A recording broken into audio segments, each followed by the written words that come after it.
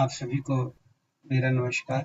और वैरागी जी ने जैसा बताया अभी कि मैं अपना परिचय दे दूं, तो मैं केपी तिवारी, और इसके अलावा भी और कुछ जानने का है तो वह भी बता देता हूँ। भारतीय रिजर्व बैंक से सेवानिवृत्त हूँ, उप महाप्रबंधक के पद से सेवानिवृत्त हुआ हूँ, और भारत सरकार, बैंक दोनों जगह का मिलाकर ये कोई 40 साल के आसपास का अनुभव अनुवाद का व सरकारी कामकाज का, भारत सरकार की जो विविध शब्दावलियां हैं उन सब का, तो कुल मिलाकर काम चलाऊ अनुभव मैं कह सकता हूँ मेरे पास है। अनुवाद के क्षेत्र में आने से पहले मैं सुप्रीम कोर्ट में था, और वहां पर अनुवाद से बिल्कुल ही अलग प्रकार का कार्य था, लेकिन रुचि वहीं जागृत हुई। भाषा के प्रति तो खैर शुरू से ही थी, लेकिन वहां जब भाषा के कमाल देखे मैंने, किस प्रकार से एक एक चीज पर, एक एक शब्द पर जजेस, वकील, ये सब विशद वार्तालाप करते थे, तो उससे पता लगा कि शब्दों का क्या महत्व है। जिन शब्दों को हम यूं ही छोड़ देते हैं या यूं ही कह देते हैं, वे सब शब्द वहां पर क्या खेल कर जाते हैं, इसका हम सबको अंदाजा तभी लगता है जब हम वाकई में सरकारी कामकाज के पत्राचार को पढ़ते हैं, फाइलों को देखते हैं,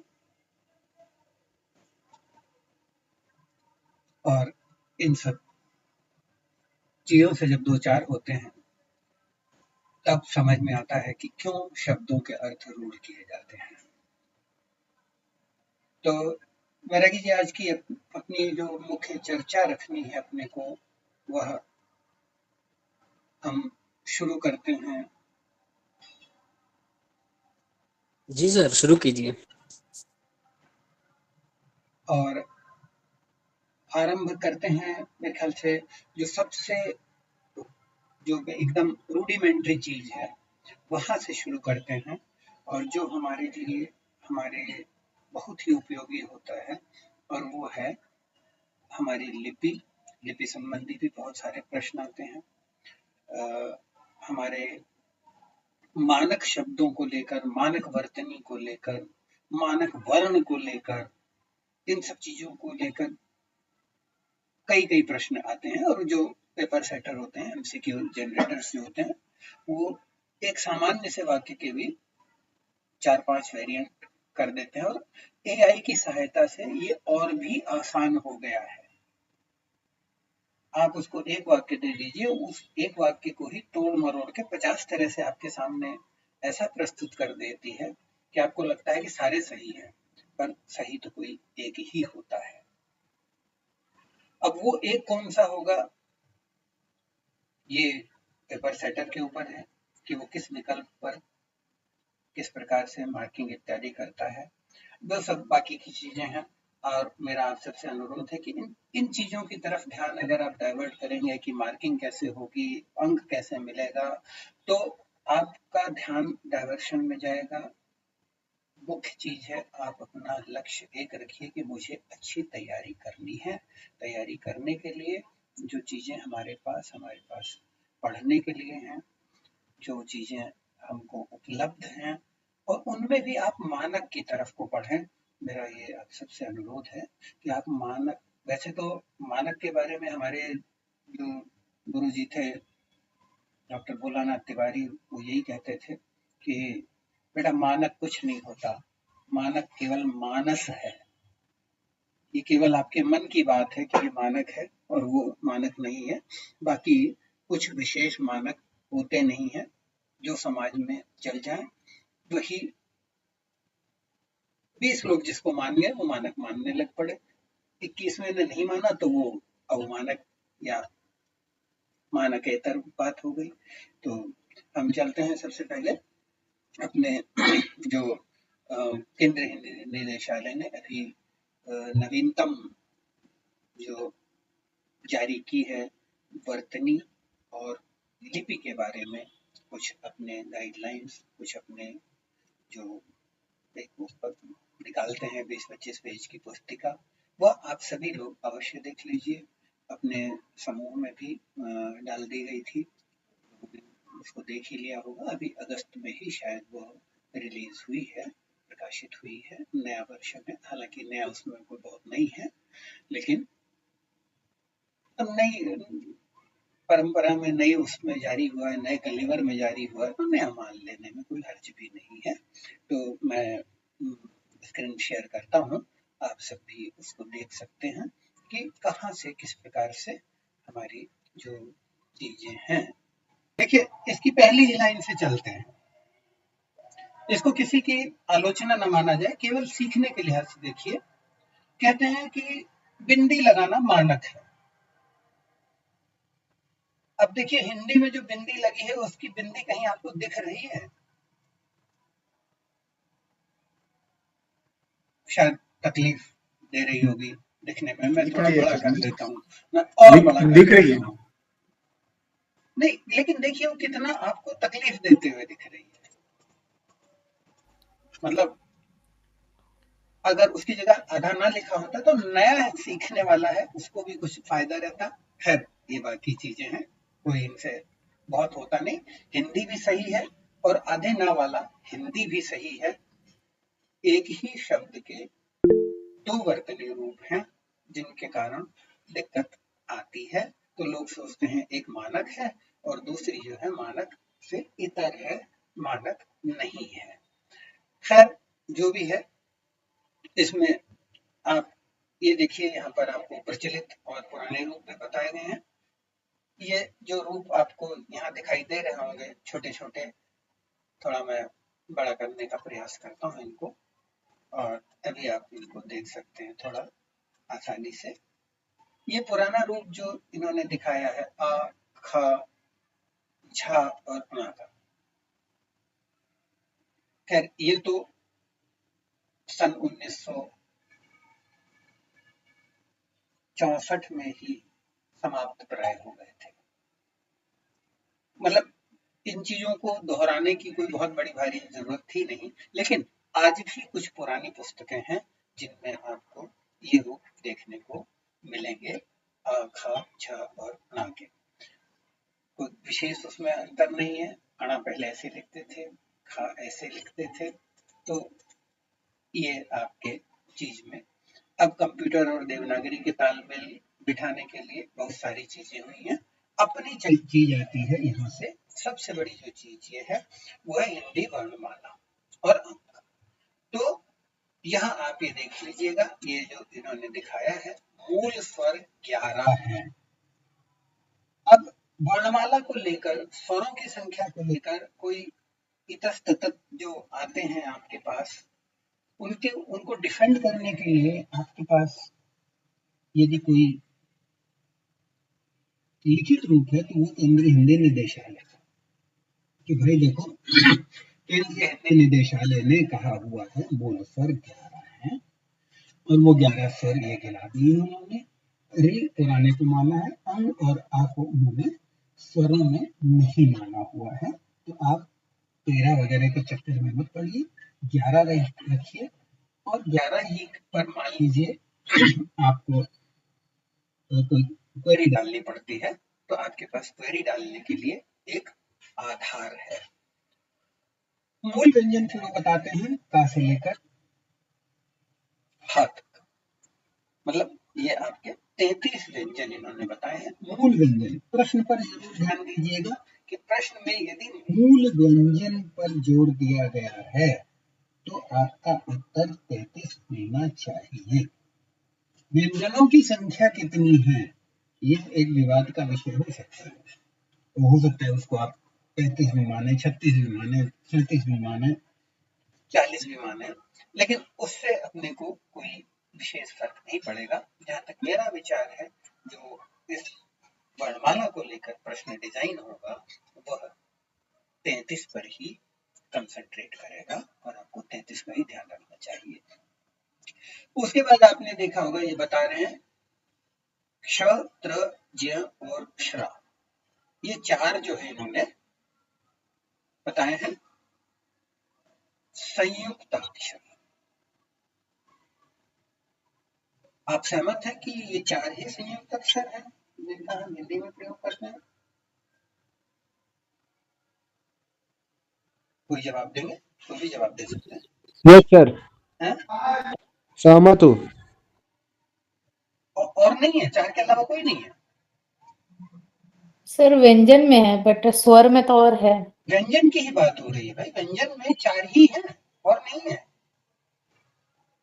है सर, है, जैसे पद्मनी लिखते हैं उसमें भी है सर। जी हाँ, वे भी संयुक्ताक्षर हैं। और अगर व्यंजन वर्ग के ही संयुक्ताक्षरों की हम बात करेंगे तो अब तो बहुत आसान हो गया है, बड़े आसानी से आप परम्यूटेबल कॉम्बिनेशंस निकाल सकते हैं, 55,000 से भी ऊपर पड़ते हैं। लेकिन सुविधा के लिए उन्होंने क्ष, त्र, ज्य, श्र को लिया है। आगे चलके आप इन्हीं के में देखेंगे कि विद्यालय के द और य रूप को भी स्वीकार किया है, बुद्धि के द और आधा ध और द रूप को भी स्वीकार किया है। तो वो भी तो संयुक्त व्यंजन ही है। और संयुक्त व्यंजन आपको एक दो में नहीं, कई स्थानों पर आपको प्रयोग में लेने होते हैं। कुत्ता में भी दो ता जुड़े हुए हैं, संयुक्त व्यंजन है। महत्व, दो आधे ता जुड़े हुए हैं, संयुक्त व्यंजन है। त्व में भी दो जुड़े हुए हैं ना, ता और वा, त्व, ये तो भी संयुक्त हो गए। तो दो व्यंजन जब जोड़ते हैं तो संयुक्त व्यंजन ही कहलाते हैं। ये तो एक सामान्य सी बात है, पर इन्होंने चार पर ही जोड़ दिया है, चार को ही मान लीजिए। बाकी की आप अपनी जानकारी के लिए अवश्य रखिए। कुछ चीजें ऐसी हैं जिनकी हमको अपने ज्ञान के लिए जरूरत है और कुछ चीजें ऐसी हैं जिनकी हमको प्रश्नकर्ता के प्रश्न के अनुसार ही चलते हुए उसको बताने की जरूरत है। उत्क्षिप्त में बताया है अड़ा और पढ़ना वाला अढ़ा, उड़ने सर, वाला। हाँ बोलिए। माफ कीजिएगा सर, लेकिन ये जो उक्त प्रश्न आपने उठाया, ये संयुक्ताक्षर और संयुक्त व्यंजन का, तो सर ये प्रश्न मैंने मेरे प्रोफेसर से भी बात की थी इस विषय में। तो उन्होंने कहा था कि जो मानक जो केंद्रीय हिंदी निदेशालय की पीडीएफ में आई चार संयुक्त व्यंजन है, उन्हें हम संयुक्त व्यंजन का दर्जा देते हैं, और बाकी जैसे विद्यालय वाला हो गया या बुद्धि वाला हो गया, उन्हें उन्होंने कहा था कि संयुक्ताक्षर का दर्जा दिया जाता है। तो ये मूलभूत अंतर है सर, उन्होंने अक्षर और व्यंजन में कोई फर्क है ये बताओ आप मुझे। अक्षर किसे कहते हैं? जिसका और कोई टुकड़ा ना हो सके वो अक्षर, उसी को आप वर्ण कहते हो, उसी को आप अक्षर कहते हो, उसी को आप व्यंजन कहते हो। व्यंजन इसलिए कहते हो क्योंकि वह स्वर की सहायता के बिना नहीं बोला जा सकता। ठीक है,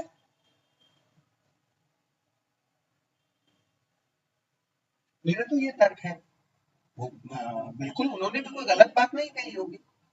मानक, वही मैं बता रहा हूँ, केंद्रीय हिंदी निदेशालय ने जो मानक चार बता दिए हैं, तो चार व्यंजन आपने संयुक्त व्यंजन मान लिए। तो संयुक्त व्यंजन में वर्ण में और अक्षर में केवल उनके एक जिसको आप डिनोमिनेशन कह सकते हैं उसी का ही फर्क है। मैंने क्या कहा, कुछ चीजें ऐसी हैं जो आपको प्रश्नकर्ता के को देखते हुए रखनी होगी और कुछ चीजें ऐसी हैं जो आपको अपने हिसाब से वाकई में रखनी होगी। जबकि दूसरा देख लीजिएगा, एक अनुवादक को भाषा के इतने गहन गंभीर वही जंजाल में फंसने की जरूरत नहीं पड़ती है कि शब्द भी सीखे, संधि भी सीखे, ये भी सीखे, वो भी सीखे। अनुवादक शब्दों में काम चलाता है, शब्द उसके बने बनाए होते हैं। कुछ शब्द जो है उसको शब्दकोशों से मिल जाते हैं, शब्दावलियों से मिल जाते हैं, उन्हीं शब्दों का वो प्रयोग करता है। बाकी उसको ना तो कहीं जो है संधि विच्छेद संधि करनी होती है, ना किसी को संधि पढ़ानी होती है, ना कोई ऐसा शब्द आ जाता है कि वो दो शब्दों को जोड़कर जब तक संधि नहीं बनाएगा तब तक उसका काम नहीं चलेगा। मैं तो जो शब्द बने बनाए मिले उन्हीं शब्दों को बर्तनी उनकी याद की जो वहां लिखी हुई है उसी बर्तनी को लेकर और अपने काम चलाने का प्रयास करता रहा, और आप सब भी यही करें। लेकिन फिर वही बात कि हमारे फिलहाल हमारा जो मेन मकसद है वो है पेपर क्लियर करना। पेपर क्लियर करने के हिसाब से 4 संयुक्त व्यंजन जो उन्होंने बताए हैं, अगर पूछा जाता है कितने हैं मानक संयुक्त व्यंजन, 4 है भैया, बस इसके आगे सब भूल जाइए। और ये जो मैंने अभी आपको व्यंजनों की संयुक्त व्यंजनों की संख्या बताई, ये उस समय की बात है जब यूनिकोड की डिजाइनिंग चल रही थी। आईआईटी मद्रास के प्रोफेसर्स और आईआईटी कानपुर के प्रोफेसर्स बैठे हुए थे, चेन्नई में बैठक हो रही थी, हमारे कार्यालय में आए हुए थे, और तब उनके साथ ये बातें चल रही थी। उस समय इन बातों का उल्लेख किया गया था, और जब उनका ये प्रश्न आया था हिंदी में कितने संयुक्त व्यंजन है, तो सभी 3-4 पे ही रुक के आगे चले गए थे। मैंने कहा था सर ये बहुत ज्यादा है, 4 से भी बहुत ज्यादा है। इस समय थोड़ा सा समय अगर आप दें तो मैं आपको कैलकुलेशन करके बता देता हूँ। लेकिन जो मानक वाली बात है उस पर हमको ध्यान रखना है, वो गिनती वही 33 ये रहेगी। ये और ये जो नीचे आप देख रहे हैं, यदि थोड़ा बड़ा कर देते हैं इसको, ये देखिएगा, ये 4 संयुक्त व्यंजन है। और ला का प्रयोग हिंदी की प्रमुख बोलियों हरियाणवी, मारवाड़ी, गढ़वाली, कुमाऊनी, केतिक, देवनागरी का प्रयोग करने वाली मराठी जैसी समृद्ध भाषाओं में भी है। तो ये एक जो जिसको अगर हरियाणा के लोग हैं वो इसका अच्छा उच्चारण कर सकेंगे। बैरागी जी बताएंगे इसका उच्चारण, वो दौड़ा वाला कैसे करते हैं? वो अलग अलग बोलते हैं सर इसको, है ना। हाँ अच्छा, जी। उसमें भी मजे की बात यह है कि जो थोड़ा सा पंजाब की तरफ हरियाणा जुड़ा हुआ है वहां इसका उच्चारण कुछ और है, और जो इधर राजस्थान की तरफ जुड़ा हुआ है वहां उसका उच्चारण थोड़ा सा अलग प्रकार का है। और दिल्ली सर वाले जब, तो जी, हाँ जी, जब हम स्कूल में पढ़ते थे ना, हाँ हाँ, तो जैसे हम इसको अड़ाय बोलते हैं, अभी मुझे कोई शब्द याद नहीं आ रहा। अरे धौड़ा वाला तो बोल दो ना, धवल धवल जिसको बोलते हैं। सर मारवाड़ी में इसको मतलब एक शब्द चलता है हमारे सागड़ो सागड़ो, तो हाँ वो थोड़ा हैवी टोन रहता है उसमें, सागड़ो सागड़ो, हाँ तो थोड़ा अलग रहता है इसका उच्चारण। हाँ, ल से अलग है, ल हिंदी वाले ला ल से से भी अलग। अलग है, और ये जो मैंने बताया है ये इसका उच्चारण, ये जो आप यहाँ देख रहे हैं ये वाला शब्द। तो उस टाइम पे सर हम ये कहते थे आपस में कि ये लिख के दिखाओ। अब हाँ जैसे हम ल लिखेंगे तो ल लिखा जाएगा, हाँ लेकिन जो ये अक्षर यहाँ पे इन्होंने लिखा है ना, हाँ ये किसी को लिखना नहीं आता था उस टाइम पे, हाँ ना टीचर्स को, और बच्चों को तो आएगा ही कहाँ से। हाँ, तो इसमें ये भी देखने को मिला है, अच्छी बात है। इसको मराठी लोग बड़ी अच्छी तरह से लिख लेते हैं, क्योंकि वो इसका स्थायी रूप में प्रयोग करते हैं, लेखन में भी और वाचन में भी। तो दोनों जैसे से सर मान लो कोई चीज हो गई, हम हिंदी में बोलते हैं घुल गया, लेकिन हरियाणवी में बोलते हैं घुल गया, घुल, हाँ हाँ, घुल गया, तो अड़ हो जाता है वो। तो वो लिखा हुआ है इन्होंने यहाँ पे। हाँ बिल्कुल बिल्कुल बिल्कुल वैसे। हाँ जी। तो ये हालांकि ये भी बहुत पहले से जो है हिंदी की वर्णमाला में शामिल किया हुआ है, पर सबसे बड़ी बात तो ये है कि आप शामिल कर लेते हैं, पर उसका सही उच्चारण कौन करेगा? वही करेगा जो उस भाषा को जानने वाला होगा। ऐसे तो सर जैसे मान लो लड़का लड़की होते हैं, हाँ तो बिहार साइड में बहुत सारे लोग लड़का बोलते हैं, शायद हाँ बंगाल हाँ साइड हाँ में भी ऐसे बोलते हैं, हाँ लड़का हाँ लड़की, हाँ उनसे अड़ नहीं बोला जाता। हाँ, वो इसलिए नहीं बोला जाता है क्योंकि जो ड़ा और पढ़ना वाला वो पढ़ना बोलते, पढ़ना नहीं बोलते। और रे का साउंड लेके आते वो। हाँ, वो उच्छित जो आए हैं अड़ा और ड़ा, ये हिंदी में पहले नहीं थे। ये पहले सबसे पहले ये प्रयुक्त हुए हैं उड़िया में, उड़िया से गए हैं बंगला में, बंगला लिपि में इनको प्रविष्ट कराया ईश्वर चंद्र विद्यासागर ने, और फिर वहीं जो हिंदी भाषी थे उन्होंने भी बंगला से इस चीज को लिया और वहां से इनका हिंदी में प्रवेश हुआ और देवनागरी लिपि में ये वहां से आए। तो वरना तो यदि आप संस्कृत की पुरानी पोथियों को देखेंगे तो संस्कृत में आज भी नहीं है, वहां गरुड़ है, गरुड़ नहीं है, वहां गूढ़ है, गूढ़ नहीं है। तो संस्कृत में ये दोनों ध्वनियां भी नहीं है और ये दोनों वर्ण भी जो है प्रयोग में नहीं आते हैं। हाँ, अब जो हिंदी में इनका प्रवेश चूंकि काफी पहले से हो गया है, तो आप इसका प्रमाण चाहेंगे तो मैं प्रमाण भी ढूंढ के दे दूंगा। मेरे पास कहीं नागरी प्रचारणी सभा का जो था हिंदी साहित्य का बृहत इतिहास, उसमें मेरे पढ़ने में आया था, तो उसकी भी कटिंग में आपको कभी मिलेगी तो अवश्य डालूंगा, ताकि आपको ये प्रमाण भी मिल जाए कि ईश्वर चंद्र विद्यासागर ने इन दो ध्वनियों का प्रवेश उड़िया से बंगाली में किया था, बंगाली से फिर हिंदी में आया था। अच्छा, अब कुछ परिवर्धित चिन्ह भी ले लिए गए हैं जो कि इस प्रकार से हैं, आप सबके पास होंगे। इनका कितना प्रयोग होगा कह नहीं सकते। अब तमिल के लिए ये देखिए ट्रक वाला ट्रा इन्होंने लिया है कि ये तमिल के लिए हमने विशेष अक्षर लिया है। अरे बीटा मेरा तो अभी भी हम लगा ही रहे हैं ना, विशेषता इसमें क्या हो गई? ट्रक लिखने के लिए, ट्राम लिखने के लिए, ट्रॉय लिखने के लिए तो इसी का प्रयोग कर रहे हैं ना, राष्ट्र में भी इसका प्रयोग कर रहे हैं ना, तो ठीक है। अब मान लिया उन्होंने कि अब ये मानक हो गया है। तो अब आते हैं अनुनासिक और एक चीज का ध्यान रखिएगा, ये जो हम इस तरह का विश्लेषण कर रहे हैं, यह केवल इस चीज को लेकर आप ध्यान रखिएगा कि इन चीजों का समावेश हिंदी में हुआ है। प्रश्नकर्ता इन चीजों को अगर पूछता है तो आपको थोड़ा सा ध्यान रखना है, क्योंकि जिन चीजों पर चर्चा हो जाती है वो थोड़ा दिमाग में ज्यादा समय तक टिके रहते हैं, इसलिए हम आपस में जो चर्चाएं कर लेते हैं तो ये उनका उद्देश्य यही रहता है। अब अनुस्वार और अनुनासिक बहुधा भ्रम की स्थिति रहती है, हमेशा ही भ्रम की स्थिति रहती है। मतलब आप ये देखिएगा कि पाठ्य पुस्तकों में, अखबारों में, पत्रिकाओं में कहाँ अनुनासिक का प्रयोग करना है, कहाँ अनुस्वार का प्रयोग करना है, कुछ पता ही नहीं होता। अब हमें तो कह रहे हैं पता नहीं होता, लेकिन फिर सब कह रहे हैं कि जी चंद्रबिंदी का इस्तेमाल ही मत करो, सब जगह बिंदी लगा दो। तो अगर अब आप सब जगह बिंदी लगा देंगे तो एक बहुत प्रचलित सा शब्द है, आप सबने सुना होगा, उसका अंतर कैसे होगा? बताएंगे कोई शब्द वो कौन सा है? बहुत प्रसिद्ध शब्द है, बहुत चलता है। हंस का हो जाएगा सर।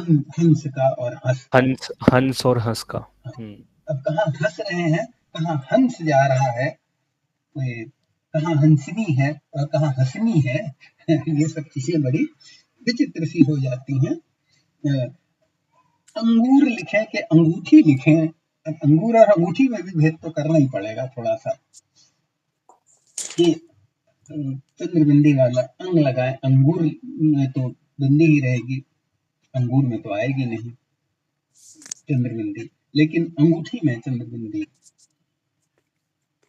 डिमांड करती है कि भैया मेरे जो नग है अंगूठी का उसको थोड़ा सा सही जमाओ। तो ये सारी चीजें आप देख सकते हैं। अब ये देखिएगा, हाँ जी, पांच में भी सर बहुत कम चंद्रबिंदु देखने को मिलता है। हाँ, 5 के चंद्रबिंदु का सुनो मैं बताता हूँ। 5 के चंद्रबिंदु की हालत ये है कि मैं अभी काफी पहले अनुवाद में ही आया था मेरे सामने, हिस्ट्री ऑफ रिजर्व बैंक का कुछ अनुवाद कर रहे थे। तो एक समय था जब हमारा देश इतना प्रबुद्ध था कि 5 का नया नोट छपा था और उसमें चंद्रबिंदी की बजाय बिंदी लग गई थी, तो रिजर्व बैंक को 50,000 पत्र आए थे कि आपने ये गलत लिखा है, और नोट डिजाइन में चेंज किया, 5 में में बुद्धि लगाई गई। एक समय हमारे यहाँ की प्रबुद्धता इतनी थी भाषा को लेकर, लेकिन अब भाषा को लेकर हम थोड़ा सा लचर भाव होता जा रहा है। तो अब जो 5 का तो खैर नोट ही नहीं रह गया लेकिन 5 में देखो, आप बोलेंगे तो आपको बोलने में ही समझ में आ जाएगा। बहुत आप देखेंगे कि जो दक्षिण भारतीय हैं, अगर कुछ लोग दक्षिण में रहे हों, तो इस हिंदी के चक्कर में वो बहुत सारी चीजें, जैसे सम्मान है तो सम्मान को सन्मान उच्चारण करने लगे हैं वो लोग। अब सन्मान ही शब्द एक था, है, सम्मान भी है, सम्मान भी है। तो ये सारी चीजें आपको उच्चारण के दोष के कारण जो वर्तनी में दोष आना शुरू हो जाता है, उसकी तरफ भी ले जाती हैं। तो यहाँ थोड़ा सा आप ये ध्यान रखिएगा कि जब अंगा, इया और णा, ये जो 3 हैं पंचम वर्ण, इनका प्रयोग कम ही होता है। हिंदी में ना के बराबर होता है। तो उसकी जगह पे, इन 3 की जगह पे अगर आप बिंदी लगा देते हैं, लेकिन संस्कृत में इन तीनों का प्रयोग अभी भी यथावत चलता आ रहा है। वहां गंगा लिखने के लिए ग और अंगा के नीचे ग संयुक्त व्यंजन बनाते हैं, जैसे लिखा है गंगा, इस तरह का लिखते हैं। लेकिन हिंदी में हमने इस तरह का चला रखा है, कोई फर्क नहीं पड़ता उससे। पंडित के लिए ये की बजाय ये हम चला रहे हैं, कोई फर्क नहीं पड़ता। लेकिन न और माँ का कई बार बहुत उपयोग करना ही पड़ जाता है, और करना भी चाहिए, खासकर जब आप लिप्यंतरण कर रहे हो। तो वहां जो केंद्रीय हिंदी निदेशालय द्वारा भी, और जो हमारा वैज्ञानिक और तकनीकी शब्दावली आयोग है, उनके द्वारा भी यही कहा गया है कि लिप्यांतरण में बिंदी का प्रयोग न करें, यथासंभव जो पंचम वर्ण है उसका ही प्रयोग करें, या फिर आधा न और आधा म इनका प्रयोग करें।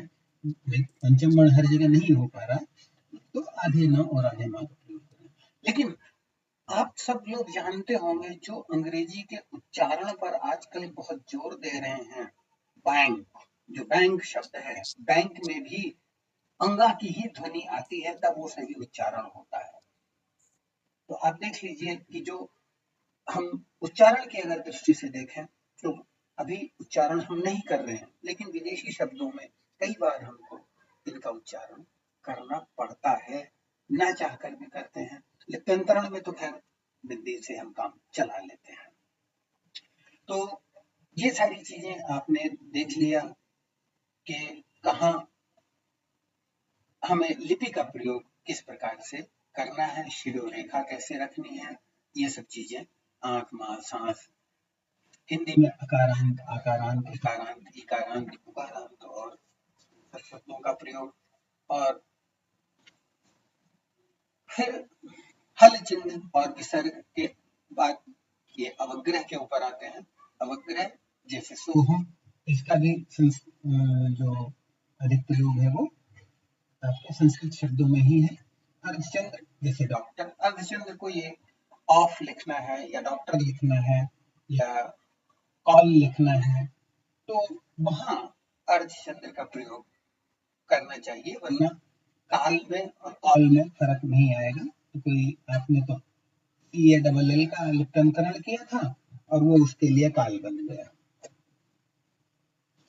तो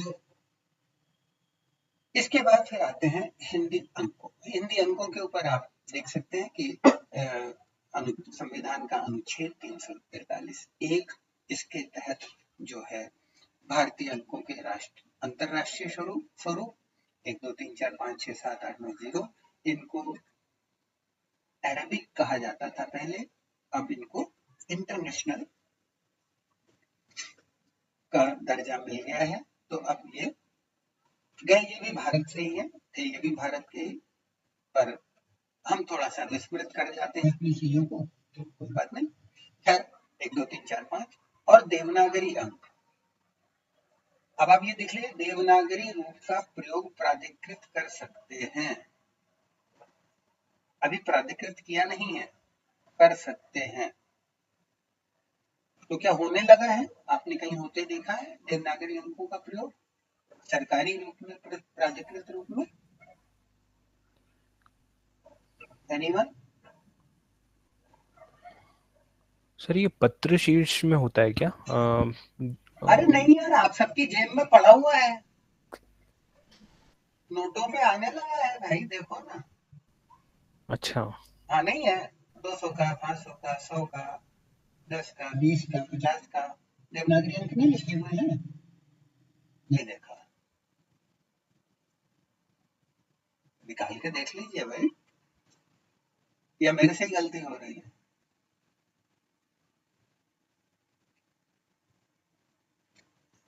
कोई चेक करके बताएंगे भाई कि कहीं भाई मैं भी गलत हो सकता हूँ।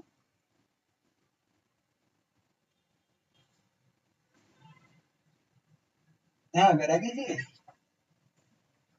हाँ जी सर। एक आध देखा? सर मैं तो ऑनलाइन ही करता हूँ आजकल। अच्छा सर है, सर है 500 के नोट में गांधी जी, हाँ सर, दो है सर, है तो सर 200 के नोट में है। 200 में भी है, 500 में भी है भैया, और जो नई गांधी सीरीज की जो नई सीरीज आई है उसमें सब में है।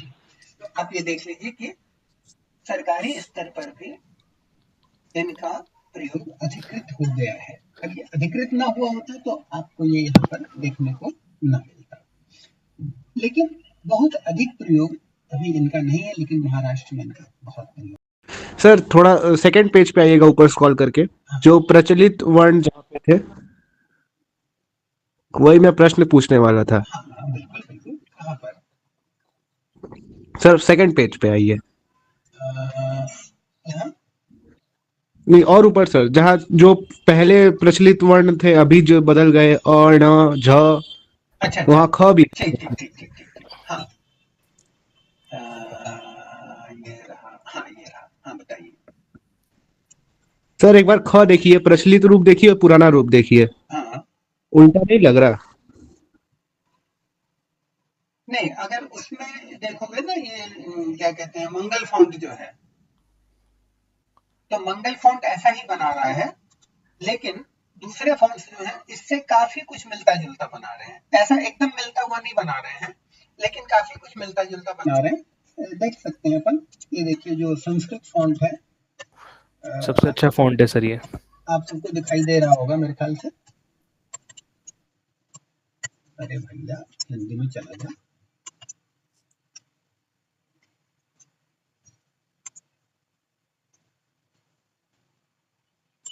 ये देखिए अभी भी ये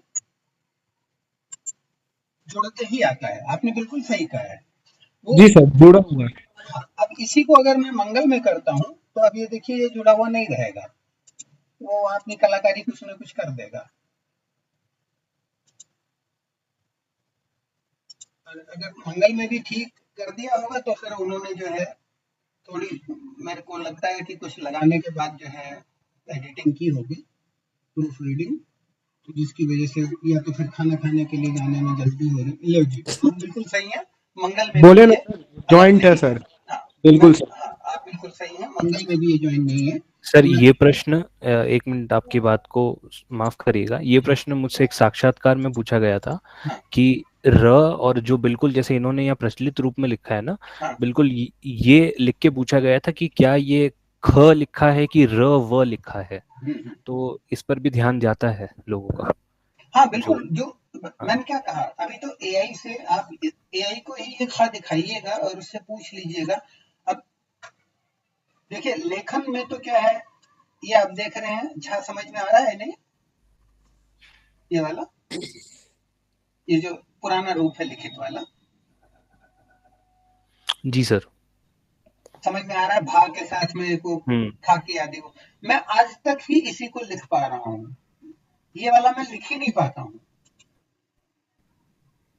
क्योंकि ये सीखा, और इसको लिखने में पेन 3 बार उठाना पड़ता है, इसको लिखने में 1 बार भी नहीं उठाना पड़ता, तो मुझे ये इजी लगता है। अरे पुराना वाला तो आज पहली बार देख रहा हूँ सर।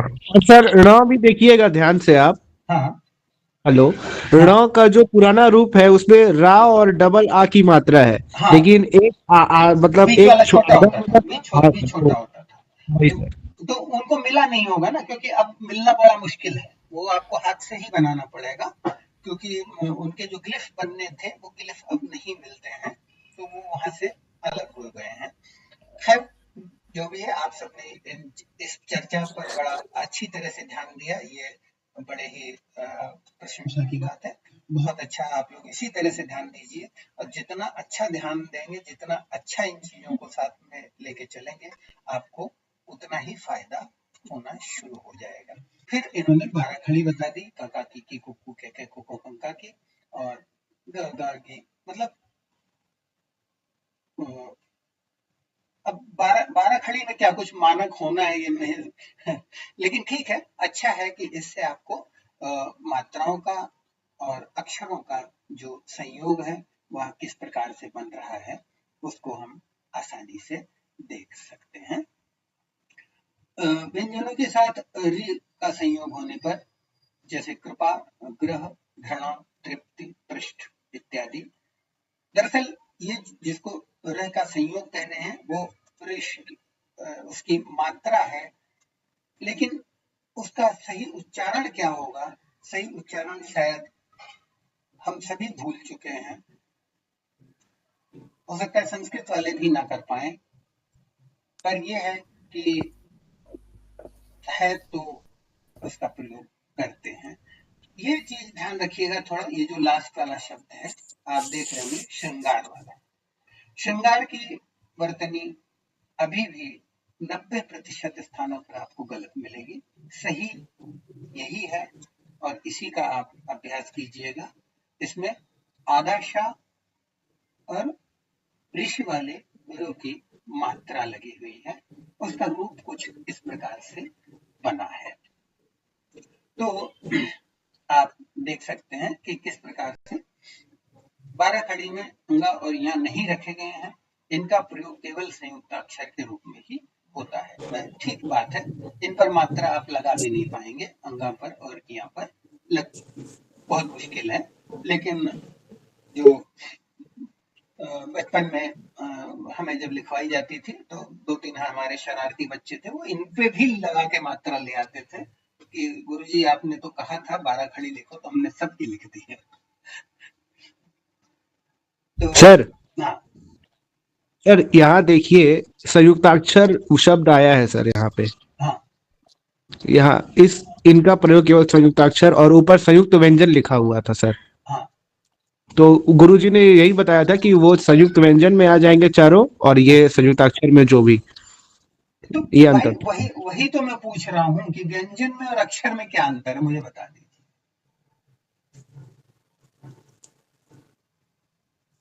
मैं उनकी बात नहीं काट रहा हूँ, मैं केवल एक अंतर आप उनसे पूछ लीजिएगा कि भैया अक्षर में और व्यंजन में क्या अंतर है। अक्षर क्या है, वर्णों का लिखित रूप, एक तो वो हो गया, दूसरा ये हो गया कि अक्षर जिसका और टुकड़ा ना किया जा सके, मतलब जो छोटे से छोटा टुकड़ा है, भाषा की जो आगे की जो चीज बनेगी, वह जो अपना पूरा है, वहां अक्षर जो जहां से वह शुरू होता है, अर्थात जो ध्वनि की सबसे छोटी इकाई जो अक्षर है, वर्ण तो उसका वो लिखित रूप कोई कह देते हैं, जो मर्जी है कह दें, उससे कोई फर्क नहीं पड़ता, इस रंग में लिख दिया, काले रंग में लिख दिया, इसलिए उसको वर्ण कहने लगे, वो भी मान लिया, लेकिन जो मूल चीज है भैया, संयुक्त अक्षर कहिए या उसको व्यंजन कहिए, अब उन्होंने कहा है शब्दों का निर्माण इस तरह से होता है, लेकिन शब्द कहाँ हो, तो क्री ही बना ना, अगर मान लीजिए क्रू के साथ पा नहीं लगा होता तो क्या उसको हम क्रू नहीं पढ़ते।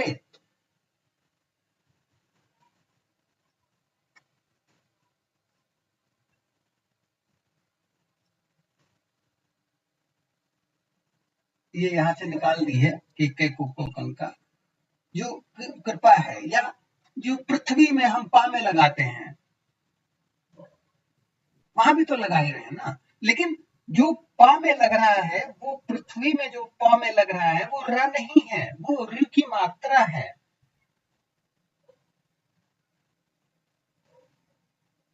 जी सर, जी सर।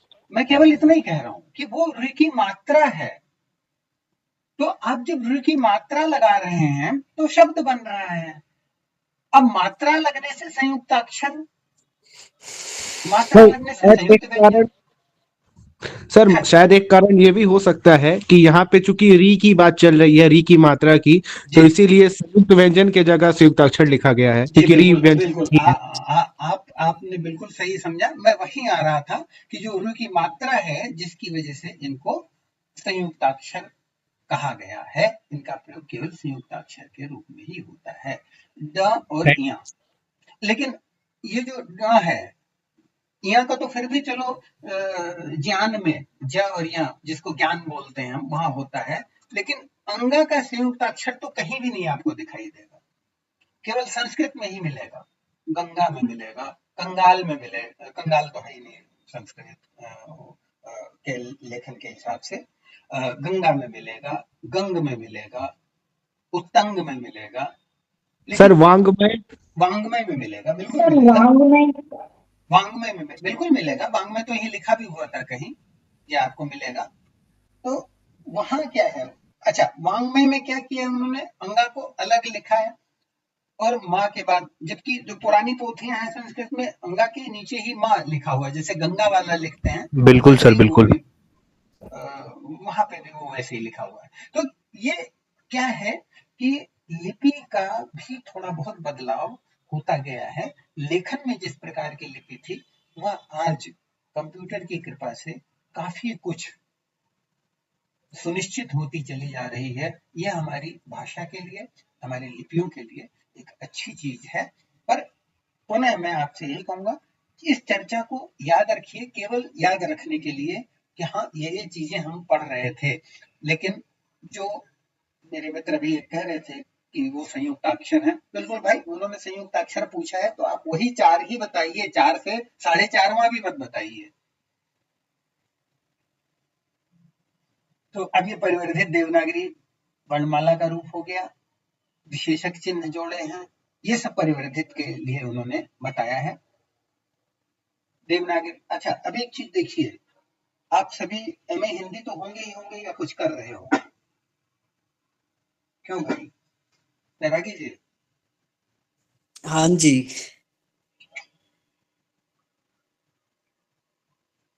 इस पूरे के दौरान क्या कभी आपके ये पढ़ने में आया कि अंग्रेजी आसान हो जाए, उसमें हिंदी के नामों को आसानी से लिखा जा सके, इसलिए कुछ एक वर्ण वहां पर मिला लो? कभी नहीं सर, कभी नहीं, सारी गाज हिंदी पे गिरती है। तेंदुलकर बेचारे को उसके सामने ही सारे अंग्रेजी तेंदुलकर ही बोलते रहे, वो तेंदुलकर ही बना रहा बेचारा, किसी से नहीं कह पाया कि भैया मेरा नाम तो ठीक ले लो। जबकि ऐसा नहीं है कि दा नहीं बोल सकते अंग्रेजी वाले, जो अंग्रेजी जानते हैं वो दा भी बोल सकते हैं, दे आर बोल रहे हैं ना, देन बोल रहे हैं ना, तो दा भी बोल सकते हैं ना, तो उसको डुलकर क्यों बोल रहे हो भाई? तो ये क्या है, ये सारी चीजें अब वही कहते हैं कि भाई ऐसे नहीं वैसे वैसे, ये गाज नहीं, हम अपनी भाषा को इस तरह से बिगाड़ते हैं। क्यों बिगाड़ रहे हैं नहीं समझ में आता। अंग्रेजी में 2-2 वर्तनियां नहीं 3-3 वर्तनियां चल रही हैं। कलर भी चल रहा है, COLOUR भी चल रहा है, COLOR भी चल रहा है, LABOUR भी चल रहा है, LABOR भी चल रहा है, जेशन में ZATION भी चल रहा है, SATION भी चल रहा है, कोई आपत्ति नहीं है। बस यहाँ ये अमेरिका में वो ब्रिटिश है। अरे भाई तो ये जो अगर किसी ने हिंदी में बिंदी लगा के लिख दी तो ठीक है, कोई बात नहीं यार, जल्दी थी बेचारे को, हिंदी में बिंदी लगा दी उसने, ना आधा लिखना भूल गया था इसलिए बाद में बिंदी लगा दी, क्या फर्क पड़ रहा है। मानक, और हम मानक के चक्कर में कहाँ क्यों पड़े हुए हैं। ये इसकी बड़ी अच्छी चर्चा परिचर्चा जो लोग इस समिति में थे वो हम मिले, आपस में खूब हुई है चर्चा। कोई इसमें कोई बहुत किस प्रकार से बनती है, बस ये ठीक है कि वो लिखित में आ गई है। होता क्या है कि जब देखो, एक चीज आप ध्यान रखिएगा कि जब विद्वान के साथ पद भी जुड़ जाता है तो बड़ा खतरनाक हो जाता है, फिर वो अपने किसी नहीं सुनता। तो ये चीजें भाषा के परिप्रेक्ष्य में नहीं कही जा सकती हैं। भाषा को हमें बड़े ही ध्यान से लेकर चलना होता है। व्याकरण की तरफ अगर आप बढ़ेंगे तो व्याकरण में क्या है, स्वर आपने देख लिए, 11 मूल स्वर हैं, 33 मूल व्यंजन हैं, 4 विशेष जिनको आप कह सकते हैं संयुक्त व्यंजन या संयुक्त व्यंजन ही कहना है तो शेष संयुक्त अक्षर हैं। जो भी उन्होंने नामकरण दिया है, स्टिक टू दैट, उसी पर ही आप चलेंगे, बढ़ेंगे और आप अपने आगे की कार्यों को देखेंगे। अब इसमें अनुस्वार और अनुनासिक में आपने देखा ही कि किस प्रकार से हंस और हंस, अंगूर और अंगूठी। अवग्रह में आप देख चुके हैं कि जो संस्कृत शब्दों में ही उसका अधिक प्रयोग होता है, हिंदी के शब्दों में उनका प्रयोग होता नहीं है ज्यादा। अर्धचंद्र का प्रयोग करते हुए हम डॉक्टर, फॉल, कॉल, बॉल जैसे शब्दों को लिखते हैं। आज एक और भी आपने देखा होगा कि जो कौन से शब्द आपके किस प्रकार से अनुनासिक हैं तो क्या हो जाते हैं। ध्यान है किसी को? एक चर्चा चल रही थी, बड़ी अच्छी चर्चा चल रही थी, मैं उसको केवल देख पा रहा था क्योंकि टाइप कर तत्सम हिंदी में प्रयुक्त होने वाले संस्कृत के शब्द जो यथारूप हिंदी में प्रयुक्त हो तत्सम कहलाते हैं। ठीक है, आप सब मानते हैं इस बात को?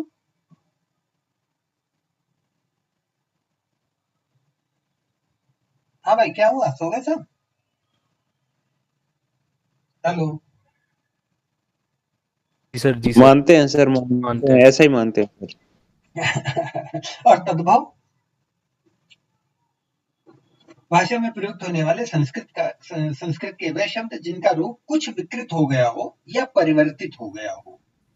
तो ये वर्तनी के लिहाज से है या किस लिहाज से है, ये क्लियर नहीं हुआ है। प्रश्न था शायद उनका कि अनुस्वार वाले सभी शब्द तत्सम होते हैं, मूल शब्द कैसे हों, ये थोड़ा मतलब बड़ा प्रश्न ही अपने आप में बड़ा समझ में नहीं आ रहा था कि वो आखिर किस तरफ को ले जाना चाह रहे हैं। थोड़ा और उसको डिटेल में देते तो हम उस पर बात करते कि जैसे अंकन को संस्कृत का माना जाए या अंगा वाला लिख के माना जाए कि जो हम बना देते हैं अनुस्वार लिखकर अंक, उसको संस्कृत का माना जाए। ये दुविधा वाली स्थितियां तो खैर यही है। तो यहाँ कोई इनके ऊपर विशेष चर्चा, इसके लिए मैं आपको एक बार देखूंगा कि कहाँ हम इन चीजों को किस प्रकार से टैकल करें। वैसे ये कोई रूल नहीं है कि अगर प्रयोग हुआ है अनुस्वार का तो वो तत्सम ही होगा या अनुनासिक है तो वो जो है तद्भव ही होगा। मतलब ये कोई यार्ड स्टिक आप नहीं ला सकते। कुछ कई एक शब्द ऐसे भी होंगे जहां ये दोनों ही हमारे वो चीज डिफाई हो जाएंगे, पर प्रश्न किस प्रकार से रहे इसको हम आप जब कहेंगे तो मैं खोज करूंगा और आपको अवश्य इसका बताने का प्रयास करूंगा। अब ये देख लीजिएगा कि देवनागरी लिपि में जिन ध्वनियों के लिए कोई चिन्ह उपलब्ध नहीं है, अर्थात जो ध्वनियां हिंदी भाषा में स्वनिमिक स्तर पर विद्यमान नहीं है, उनके लिए ही विशेषक चिन्ह निर्धारित किए गए हैं। दक्षिण भारतीय भाषाओं एवं कश्मीरी में ह्रस्व ए और ओ उपलब्ध हैं, किंतु देवनागरी में वे स्वनिमिक स्तर पर उपलब्ध नहीं है। मतलब केवल इतना कहना चाह रहे हैं कि देवनागरी लिपि में जो ह्रस्व ए, मतलब आप यहाँ ये देखिएगा, ह्रस्व से भी ह्रस्व एक ए होता है, अवधि में है वो। भोजपुरी भी जो अच्छी जानते होंगे वहां भी है वो, लेकिन उसको लिखने के लिए कोई व्यवस्था देवनागरी में नहीं थी। तो कश्मीरी दक्षिण भारतीय भाषाओं में उनमें है और ये लाए हैं। तो कुछ जो आपने देखे, जो नए इन्होंने दिए थे शब्द चिन्ह, वो दिए गए हैं, पर उन शब्द चिन्हों का प्रयोग मेरे ख्याल से अनुवाद के दौरान कभी भी नहीं करना पड़ेगा। लिप्यंतरण के दौरान करना पड़ सकता है, लेकिन लिप्यंतरण की एक विशेष व्यवस्था होती है और वहां आपको बहुत सजग रहना पड़ता है। उसमें भी आपको सजगता यही रखनी होती है, ज्यादा से ज्यादा लिप्यंतरण जो होगा उन नामों का आपको बहुत ध्यान से करना चाहिए। नाम के लिप्यंतरण की सबसे बढ़िया तरीका यही है कि उस व्यक्ति से ही पूछिए कि वह अपने नाम का उच्चारण क्या करता है, और यदि वो थोड़ी बहुत भी हिंदी जानता है तो जरा वो लिखे और लिख के देखे कि वो क्या लिखना चाह रहा है। मतलब कि ऐसा ना हो कि शर्मा और शर्मा में अंतर ना हो पाए, तो ये थोड़ा सा ध्यान रखने वाली बात होती है। तो ये जो ध्वन्यात्मक व्यतिरेक बता दिया, ध्वन्यात्मक व्यतिरेक का विषय है। यहाँ आप कुछ नहीं कर सकते, क्योंकि सबसे बड़ी चीज यही है कि हम जितना हम सोचते हैं उतना हम लिख नहीं पाते।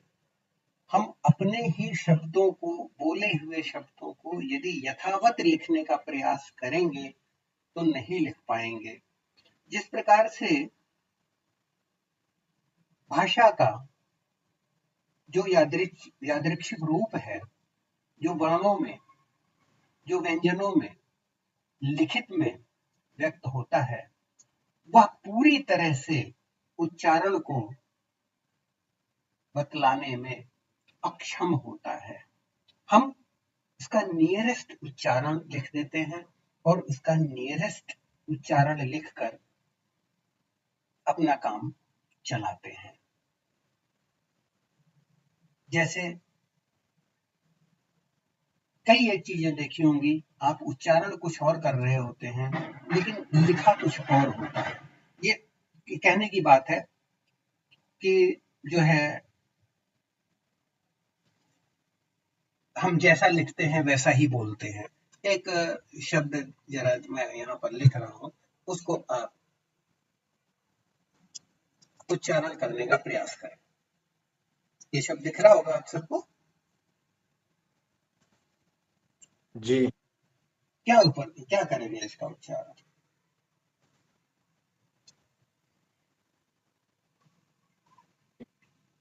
करिए आपको आनंद आएगा। उपन्यास। सर इसमें ये होता है, हाँ, जैसे अगर हमें वर्तनी के हिसाब से करेंगे उपन्यास। तो इसको उपन्यास बोलेंगे। हाँ, लेकिन जब बोलते हैं तो इसमें डबल न का साउंड आता है, उपन्यास। हाँ, बिल्कुल बैरागी जी। ये आपने बिल्कुल सही पकड़ा। अभी एक बच्ची बोल भी रही थी उपन्यास, उसने डबल न का उच्चारण किया था और मैं सोच रहा था कि शायद वो दोबारा बोलेगी, लेकिन वो पता नहीं क्यों नहीं बोली। और लेकिन अगर हम वर्तनी के हिसाब से इसका उच्चारण करेंगे तो उपन्यास है। बिल्कुल सही आपने कहा है। और ये अब देख लीजिए कि जो हम बोल रहे हैं क्या वही लिख रहे हैं? ऐसे बहुत सारे हैं शब्द। सर अतिशयोक्ति सर। सर तो हाँ मैं थी, उच्चारण सर सही नहीं था ये?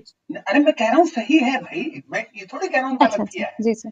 मैं ये कहना चाह रहा था कि आपने एकदम सही उच्चारण किया, लेकिन लिखित में वो आधा ना गायब है, एक ही है। जो सर हम इसी हाँ जी सर जी। जी जी सर, इसी तारतम्य में जो आजकल मानकीकरण की बयार में ये महत्व के जो आधा त को हटा रहे हैं, तत्व के आधा त को जो हटा रहे हैं, तो इसके क्या दूरगामी परिणाम नहीं होंगे हिंदी में? देखो मतलब ऐसा होता है कि कुछ चीजें ऐसी होती हैं कि जिनका कोई विशेष परिणाम होता नहीं है। बहुत से लोग तो जानते ही नहीं कि उसमें दो आधे त लिखे हुए हैं। बिल्कुल सर। वही चीज मैं यहाँ इसमें ये देखिएगा कि जिस प्रकार से जो व्याकरण है, भाषा की गति स्वतंत्र होती है। व्याकरण उस पर बहुत नियंत्रण नहीं कर पाता है, बल्कि व्याकरण भाषा का अनुगमन करता है।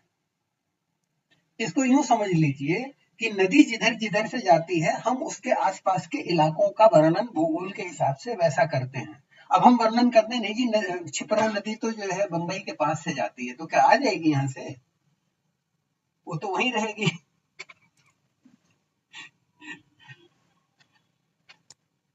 तो ये यही चीज व्याकरण की है और यही चीज भाषा की है। भाषा को बेहतर नीर क्यों कहा गया है? आप सबको अगर कभी भी मौका लग जाया करे तो तुलसी की रामचरितमानस उठा के पढ़ लीजिए। 10 पन्ने पढ़ेंगे, आपको 200 शब्द ऐसे मिल जाएंगे कि आप कहेंगे अरे ये इतने आसान आसान शब्द हम थे और हम जानते ही नहीं है। बिल्कुल सर। वहां आपको पता लगेगा कि शब्द कैसे बन रहे हैं, शब्दों का कैसे जो है संयोग बिठाया जा रहा है, किस प्रकार से शब्दों को, संस्कृत के शब्दों को तत्सम और तद्भव या देशज, इन रूपों में किस तरह से प्रयोग किया जा रहा है। और तो और वो नाम को भी बदल के जो है प्रकारांतर से नाम भी ऐसा बना देते हैं। कहीं वो हिरण्यकशिप कहते हैं तो कहीं कनकशिप कहते हैं, कहीं मेघनाद कहते हैं तो कहीं वारिदनाद कहते हैं। देख लीजिए, मेघ का मतलब भी वारिदी है, लेकिन नाम जो है उन्होंने बदल के दूसरी जगह दूसरा ले लिया। तो ये आप देखिए कि कितने आपके शब्द मिल जाएंगे। एक ही पेज पर आपको सुत भी मिलेगा, एक ही पेज पर आपको बेटा भी मिलेगा और डोटा भी मिलेगा। तो पुत्र शब्द के ही 3 शब्द आपको एक पृष्ठ पर मिल जाते हैं। अब डोटा तो मेरे ख्याल से राजस्थानी में ज्यादा प्रयोग होता है, टाबरा ने, डोटा ने। और पुत्र, सुत, बेटा, कितने प्रचलित शब्द हैं। तो मतलब उसको धर्म ग्रंथ की तरह ना भी पढ़िए, लेकिन अपना शब्द भंडार बढ़ाना है तो एक बार सरसरी निगाह से ही अगर आप देखेंगे तो आपको बहुत सारे शब्द ऐसे मिल जाएंगे कि जिनको आप अपनी भाषा में प्रयोग में ला सकेंगे। वो कोई बहुत मुश्किल शब्द नहीं है, लेकिन एकदम ग्रामीण शब्दों के बावजूद आज मानस लोग भूल गए हैं, उन शब्दों से अपरिचित हैं। तो अब क्या कहा जाए कि भाई संस्कृत निष्ठ शब्द थे इसलिए जो है भूल गए? नहीं, हमने पढ़ना बंद कर दिया, हम उन शब्दों की तरफ नहीं गए। जिन शब्दों को हम नहीं पढ़ते हैं, उन शब्दों को फिर हम कहते हैं कि नहीं भाई आसान शब्द लाओ हमारे लिए। तो आसान शब्द तो खैर भाई कहीं से नहीं आएंगे, हमें आपको जानने ही पड़ेंगे। सर। हाँ हाँ सर, वो जो अभी उपन्यास और उपन्यास वाली बात हो रही थी, हाँ तो सर जब हम भाषा विज्ञान पढ़ते हैं, लिंग्विस्टिक्स, हाँ तो वहाँ एक स्वन विज्ञान भी पढ़ा जाता है, स्वनिम स्वन विज्ञान। तो हाँ वहाँ स्वन हाँ परिवर्तन का एक कॉन्सेप्ट आती है सर। हाँ तो वहाँ जैसे जो पंचमाक्षर जितने हैं, न म ण जितने हैं, इनके उच्चारण में परिवर्तन हो जाता है शब्द के अनुसार। और कभी पूर्ण उच्चारण हो जाता है, कभी डबल उच्चारण हो जाता है, कभी अर्ध उच्चारण होता है। जैसे नमक एक शब्द है सर, नमक। और नमक में अगर हम ध्यान दें तो न म का पूरा उच्चारण हो रहा है, नमक। लेकिन नमकीन जब बोलते हैं, नमकीन, तो म आधा हो जाता है सर तब। उसी तरह सनक, तो सनकी में न आधा हो जाता है। तो उस हिसाब से उपन्यास में न जो है वो दो बार द्वित्वीकरण हो जाता है यहाँ पे सर। वो मैंने ये पढ़ा था सर। हाँ, तो ये स्वर्ण परिवर्तन का घटना होती है सर इसकी। अच्छा, ये केवल वर्णों पर ही नहीं होती है, ये जो है शब्द के स्तर पर भी होती है स्वर्ण परिवर्तन की। कभी सर गौर किया इसके आपने? लिए ना एक शब्द है जनता, सब जनता बोलते, जनता बहुत कम लोग बोलते मिलेंगे हाँ आपको। हाँ हाँ, बिल्कुल। ऐसे बहुत सारे शब्द हो सकते हैं। नहीं, मैं ये कह रहा हूँ कि कई बार वाक्य में भी, वाक्य में शब्दों का भी जो है वो हो जाता है। जैसे एक शब्द था ना, क्या नाम उसका,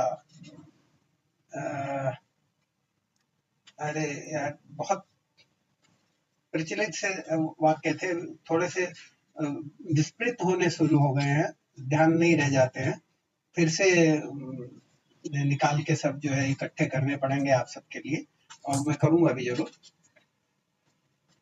लेकिन सर ये राजेशवाल जी, जैसा आपने बताया कि नमकीन, मुझे नहीं लगता नमकीन में मैं आधा होता है, सभी लोग नमकीन ही बोलते हैं। नहीं, लेकिन आप नमक का उच्चारण करिएगा तो पूरा म हो जा रहा है सर, ध्यान से लीजिए, सूक्ष्मता से अगर देखते हैं तो नमक, तो नमकीन नमक का नमक होगा, नमकीन का नमकीन होगा। नहीं, बैरागी सर। जी, बहुत बैरागी जी, ये जो हाँ इन्होंने बताया है, ये इन्होंने स्वन विज्ञान के हिसाब से बताया है।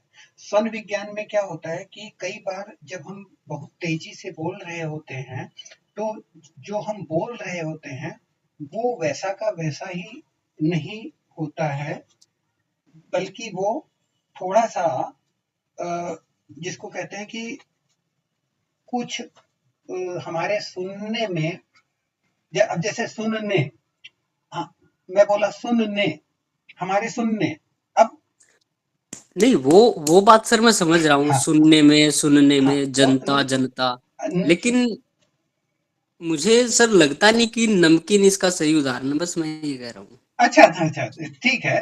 हाँ जी। वो थोड़ा सा, क्योंकि मैंने कभी ना तो बोला और ना किसी को सुना नमकीन कह रहा हो, नमकीन ही कहते हैं सभी, नमकीन। हाँ, सर तीर्थ और तीर्थ में भी ऐसे ही होता है, नहीं, तीर्थ तीर्थ। तीरथ तो खैर शब्द ही अलग हो गया। वो तो आप पंजाब की तरफ चले जाएंगे तो वहां पार्क को पारक कहते हैं। बिस्कुट हो गया, बिस्कुट बोलते हैं। हाँ, बिस्कुट हो गया, तो हाँ। मतलब ये जो उच्चारण के स्तर पर है, देखिए यही बात है कि उच्चारण के स्तर पर और लेखन के स्तर पर थोड़ा सा शब्दों में अंतर आ जाता है। वो, जो उसके वर्ण चिन्ह है, थोड़ा सा अंतर आपको आ जाएगा। तो ये डायक्रिटिकल मार्क्स जो हैं, इसके लिए जो यूनिकोड के नंबर इन्होंने बताए हैं, हालांकि ये तभी आप प्रयोग कर पाएंगे जब आपके पास फुल कीबोर्ड हो। ये ना तो आप इनका प्रयोग फोन पर कर सकते हैं, ना आप इनका प्रयोग जो है जो छोटे कीबोर्ड होते हैं जैसे लैपटॉप वगैरह के हैं, उन पर नहीं हो पाएगा। जो फुल कीबोर्ड है जिनमें न्यूमेरिक पैड अलग से होता है, उन पर ही इनका सही प्रयोग हो पाता है, क्योंकि मैंने कई बार देखा। तो यहाँ अब वर्तनी का मानकीकरण की तरफ गए हैं।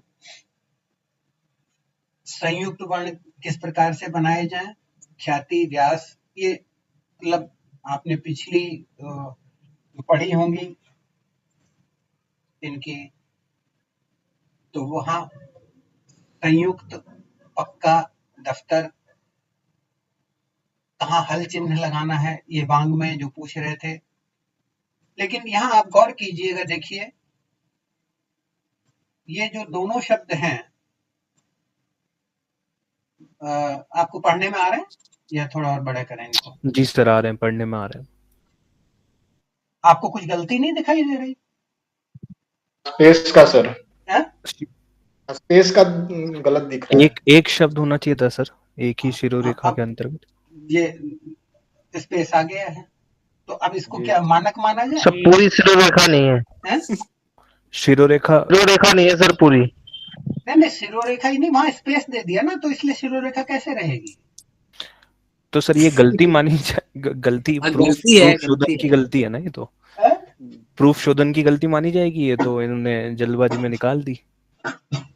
ये प्रूफ शोधन की भी गलती नहीं है, इस गलती का आपको अगर मैं बताऊंगा तो आप हैरान हो जाएंगे।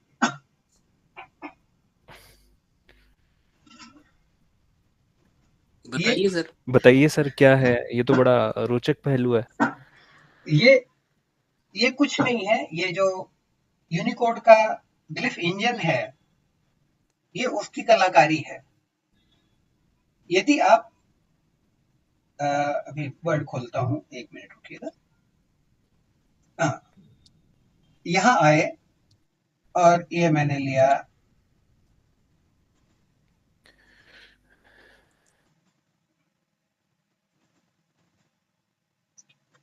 एक तो कई बार इतनी स्लो हो जाती हैं चीजें कि जो है कोफ्त होने लगती है।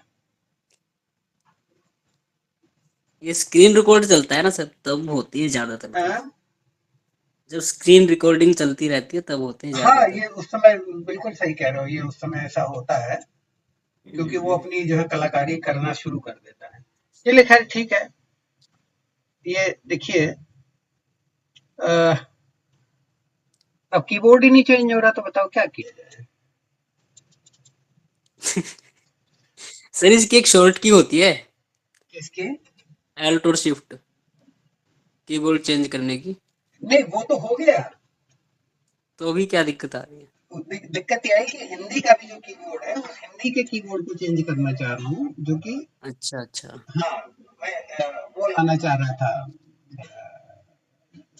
जो अपना है इंस्क्रिप्ट वाला। फिर नहीं आ रहा। चलिए इसको मैं फिर कभी आपको समझा दूंगा, पहले से ही वो मैं पूरा बना के रखूंगा, तो आपको एक एक स्टेप इसका बता दूंगा।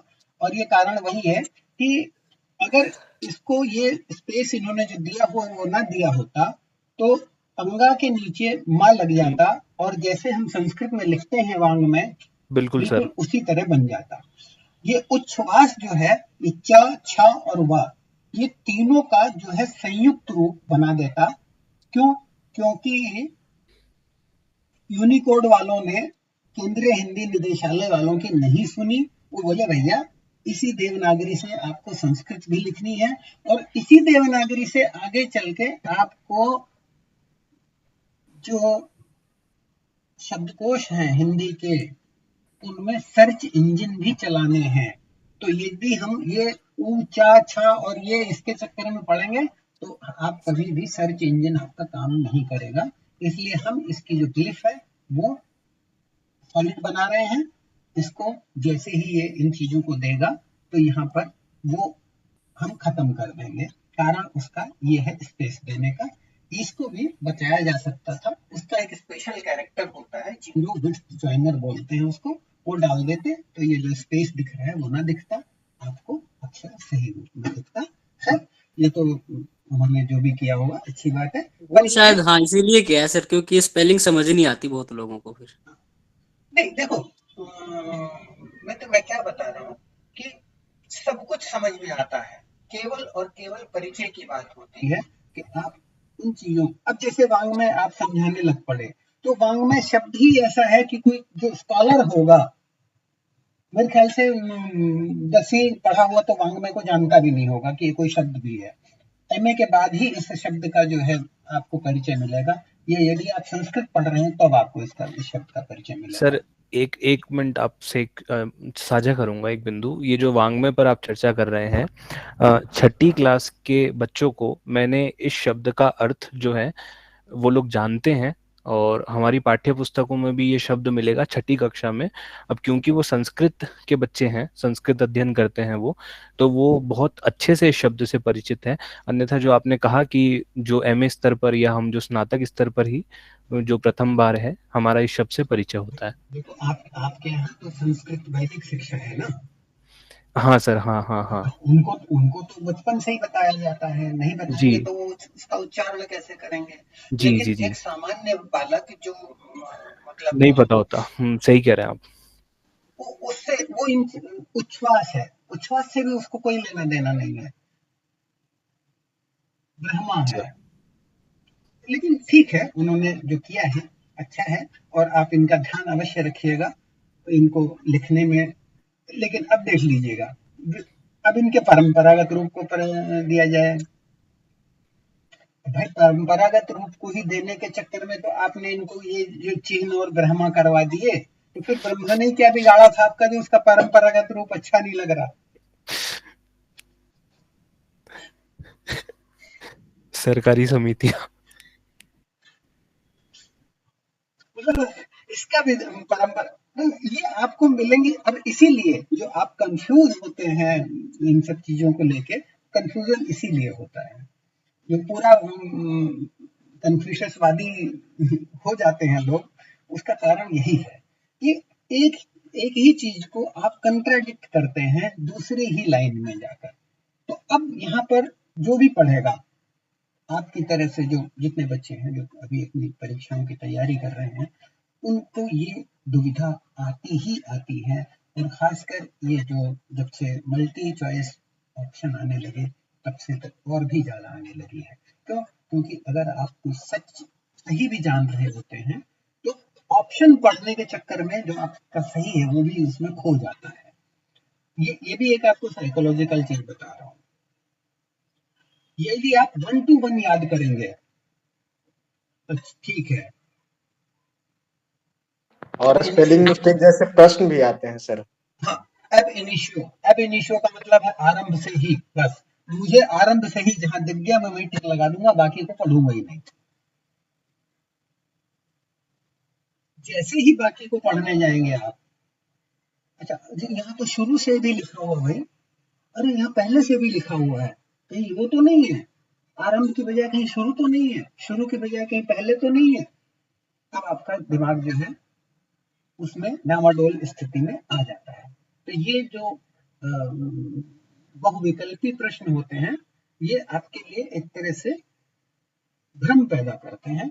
उन भ्रमों से बचने का तरीका है कि आप जब तैयारी कर रहे हो तो उस तैयारी के दौरान आप 1 to 1 करने का प्रयास करें।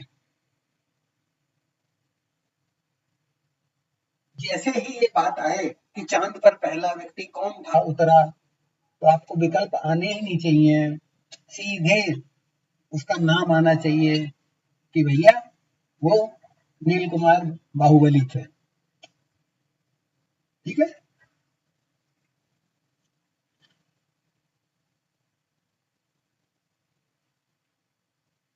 हाँ, बैरागी जी, जी सर। आपका कमेंट नहीं आया नील कुमार बाहुबली पर?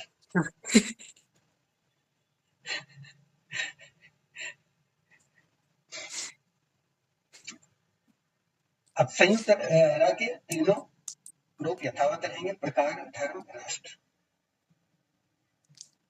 अगली कक्षा के लिए भी आप लोग तैयारी कर लीजिए कि क्या मतलब रखा जाए आपके लिए कि जिसका आपको लाभ मिल सके। क्योंकि मैं अपनी तरफ से क्या बताऊं उसका मैं कुछ निर्धारण नहीं कर पाता। काफी मैं बैरागी सुबह काफी देर तक इस बारे में बात करते रहे, कुछ हो नहीं रहा। तो हमने कहा ठीक है, हम शुरुआती में उठा लेते हैं देवनागरी लिपि से, और फिर उसके बाद हमारे साथी जो अगर कहेंगे कि हमें इस बारे में कुछ हमें विशेष जानकारी दी जाए। तो सर अनुवाद संबंधी अगर सत्र हो तो निबंध अनुवाद संबंधी कुछ अनुवाद विशेष बाकी लोग भी जैसा कहें। हाँ, जैसा बिल्कुल। तो आप या तो अपनी रिक्वायरमेंट डाल दीजिए कि क्या किस तरह से क्या है।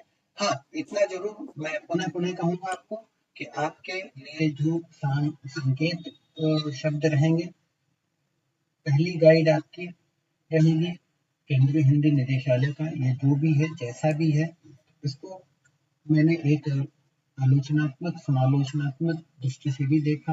आपको इसमें जो कमियां हैं वो भी बता दी कि इन कमियों पर आप भी ध्यान कर लीजिएगा।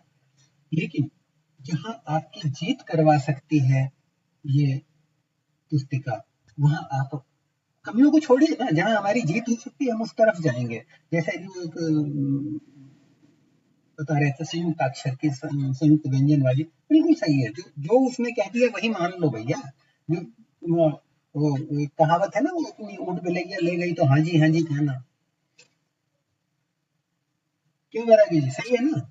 सर इसमें जो ये आप ये मानकीकरण वाली पुस्तक है ना, इसे मुझे बस अब तक एक चीज बहुत बढ़िया लगी, जो उन्होंने रोमन रूप दिखाया हुआ है ना, वो 3 का। तो मान लो किसी बंदे को पता ही नहीं है कि रोमन क्या है, मान लो पहली बार पढ़ रहा है वो, तो वो सोचेगा यार 3 जो इंटरनेशनल में भी ऐसा ही लिखा जाता है वो रोमन में भी है, तो सही है, इजी हो गया मेरे लिए। हाँ वो भ्रमित हो सकता है भाई, भ्रम हो सकता है, ऐसा पूरे चांस है। बिल्कुल भाई। आप देखो घड़ियाल को अंग्रेजी में क्या कहते हैं? एलिगेटर। एलिगेटर। एलिगेटर। और मगरमच्छ को क्रोकोडाइल। क्रोकोडाइल। क्रोकोडाइल। और एक जो गंगा में घड़ियाल पाया जाता है उसको क्या कहते हैं? गंगा एलिगेटर। गैंगेटिक क्रोकोडाइल ऐसे करके है सर। गैवियल। डॉल्फिन भी पाया जाता है सर गंगा में। एक शब्द आपने सुना होगा, गैवियल, GAVIAL। जी बिल्कुल सर, बिल्कुल गैवियल। सुना है? जी सर। यस सर, सुना है। ये मूल जो कैप्टन साहब थे उन्होंने घड़ियाल ही लिखा था, GARIAL। लेकिन जब इंग्लैंड में किताब छप रही थी तो वो आर को भी समझा, और जब तक ये प्रूफ रीडिंग वहां पहुंचते ये तब तक वो किताब छप के जा चुकी थी, तो इसलिए वो गैवियल चला गया सब जगह। जो भी है, ऐसे बहुत सारे शब्द हैं जो अंग्रेजी की कृपा से बड़े परिवर्तित रूप में हमारे हिंदी के ही थे या हमारी किसी अन्य भाषा के थे, वो बड़े ही परिवर्तित रूप में अंग्रेजी के साथ में हमारे सामने आए और हम उनको कुछ का कुछ उच्चारण करने लगे। बहुत दिन तक ORRISA उड़ीसा को हम लोग ओरिस्सा पढ़ते रहे, क्योंकि हम मतलब अंग्रेजी में लिखा हुआ है क्या, तो आर लिखा हुआ है तो कैसे ना उसको पढ़ा पढ़े, कैसे डा पढ़े, हम मुश्किल हो रही थी डा पढ़ने में। उड़ीसा सरकार को जो है नोटिफिकेशन निकालना पड़ा कि भैया ODDISHA ओडिशा, हम उड़ीसा हैं, आप हमें ओडिशा मत बनाओ। तो ये बहुत सारी चीजें हैं, जबकि जो आप अगर देखेंगे तो पढ़ा के लिए अंग्रेजी के आर को ही रूढ़ किया था, जो पुराने अंग्रेजी के व्याकरण थे, हेनरी केलॉग, ग्रियर्सन, कारसादातासी, जितने भी थे सब ने आर को ही पढ़ा के लिए रूढ़ किया था। सर ये जो हरियाणा की स्पेलिंग है, इसमें YI का भी रोल कर रहा है, मतलब ई की मात्रा का भी और य का भी। तो इस पर क्या कहना चाहेंगे आप, इसकी स्पेलिंग पे? वाई जो है, हाँ जी, वाई मतलब ई का भी रोल कर रहा है और या का। ये कुछ एक शब्द होते हैं, एक ये देखिए, ये क्या है, ये अलावा, और ये व्यंजन तो है लेकिन स्वर और व्यंजन के बीच की स्थिति रखते हैं। अंग्रेजी में भी ऐसे हैं, उसमें आर, जैसे सुनो जैसे R, M और Y, ये शायद 3 है, एक और भी है मुझे ध्यान नहीं आ रहा, जो एक तरह से कहीं कहीं स्वर की भी स्थिति रखते हैं। Y का रोल वही है। तो इसकी स्पेलिंग HARIYAN भी हो सकती थी ना भाई, होनी तो वही चाहिए थी, हरिया, तो उनका कोई उसको कोई हरियाणा पढ़ने लग पड़े। सर है तो वही ना, हरियाणा, लेकिन स्पेलिंग में वही है कि वाई दोनों का काम कर रहा है। हाँ, तो ये देखिए ना, ऐसे और भी शब्द है क्या सर इंग्लिश और हिंदी के? ढूंढे जाए तो बहुत सारे मिलेंगे। वो आपसे बात हुई थी, किससे हो रही थी, जैसे मैदान, अंग्रेजी में मैदान आप कैसे लिखेंगे? जी सर, वो कल ही चर्चा हो रही थी। हाँ, रोचक है ये भी पहलू। कोई बताएंगे अंग्रेजी में स्पेलिंग मैदान की क्या लिखूं मैं?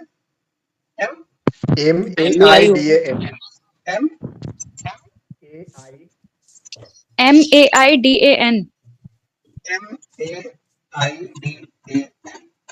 ठीक। अब मेडन कैसे लिखेंगे? MAIDEN। MAIDEN, एक जगह ई कर। हाँ बिल्कुल, सही कहा, ये हुआ लेकिन दोनों की यस स्पेलिंग सर। मिस्टेक नहीं बता रहा है, वो दोनों के सही बता रहा है। और ऐसी स्पेलिंग मिस्टेक वाला कोई आपके सामने आ जाए तो क्या करेंगे? और ये मैं एक जगह अनुवाद में फंस गया था अभी, इसलिए दोनों ही के नीचे उसने, जबकि यहाँ देखिए तुरंत उसने इसको लाल कर दिया है कि स्पेलिंग मिस्टेक है आपकी, लेकिन इन दोनों में नहीं किया है।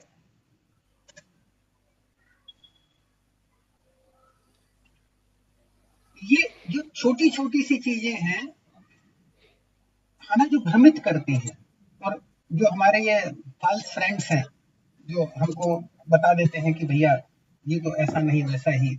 तो यहाँ देखिए आपको उन्हें कि किन किन किन चीज, इसको एक बार आप ध्यान से अवश्य पढ़ लीजिए। योजक चिन्हों के भी बारे में बताया है, कहाँ लगाने हैं कहाँ नहीं लगाने हैं। सर उसने उसने वो इनकरेक्ट किया क्यों नहीं? वो किसको? मानक हो गया क्या वो इंग्लिश में मैदान? कौन सा ये MAIDAN वाला ये सर, वाला? फर्स्ट जो वाला। आपने लिखे, हाँ जी। हाँ, हाँ ये वाला बिल्कुल फर्स्ट। बिल्कुल, ये स्वीकार है, अंग्रेजी की डिक्शनरी में आ चुका है ये। अच्छा अच्छा। हाँ, ये अंग्रेजी डिक्शनरी में आ गया है। आपको कोशिश करता हूँ अगर दिखा सकूं तो। हाँ, ऐसे बहुत हैं सर ऐसे शब्द तो नहीं, जो इंग्लिश में अपना लिए गए हैं। चटनी वगैरह हो गई, ऐसे और भी है। हाँ मैंने हाँ एक हाँ वर्कशॉप हाँ कर हाँ रखी, उसमें पूरा वो कर रखा है मैंने, ऐसे शब्दों की सूची है।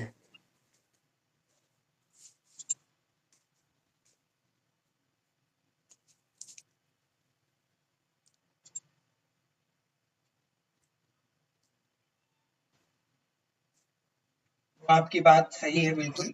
ये जब रिकॉर्डिंग चल रही होती है तो थोड़ा सा बिगड़ जाता है बेचारा। होता है सर ये मोबाइल में भी और सिस्टम में भी।